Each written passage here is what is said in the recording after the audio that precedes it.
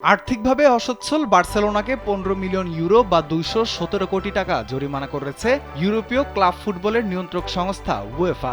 বার্সেলোনার ২০২৪ সালের আর্থিক হিসাব বিশ্লেষণ করে এই জরিমানা করা হয়েছে।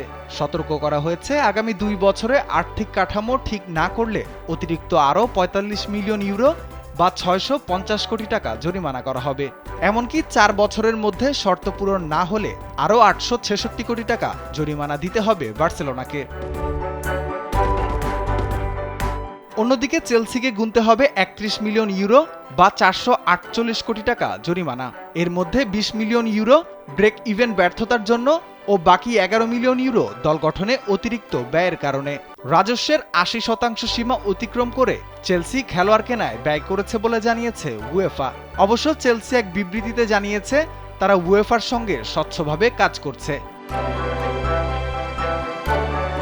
এছাড়া ২০২৫-২৬ মৌসুমে চ্যাম্পিয়ন্স লিগ নিশ্চিত করা অ্যাস্টন ভিলাকেও ১১ মিলিয়ন ইউরো বা ১৫৯ কোটি টাকা জরিমানা করা হয়েছে অতিরিক্ত খরচের জন্য। আর ফ্রান্সের লিও জরিমানা গুনবে ১২.৫ মিলিয়ন ইউরো বা ১৮০ কোটি টাকা। ক্লাবটির আর্থিক শর্ত পূরণ না হওয়ায় চ্যাম্পিয়ন্স লিগে খেলার অনুমতিও পায়নি দলটি। উয়েফার এই পদক্ষেপ ইউরোপীয় ক্লাব ফুটবলে আর্থিক শৃঙ্খলা ফেরাতে বড় বার্তা বলে মনে করছেন বিশেষজ্ঞরা। রাফিউল ইসলাম রাতুল, কালবেলা।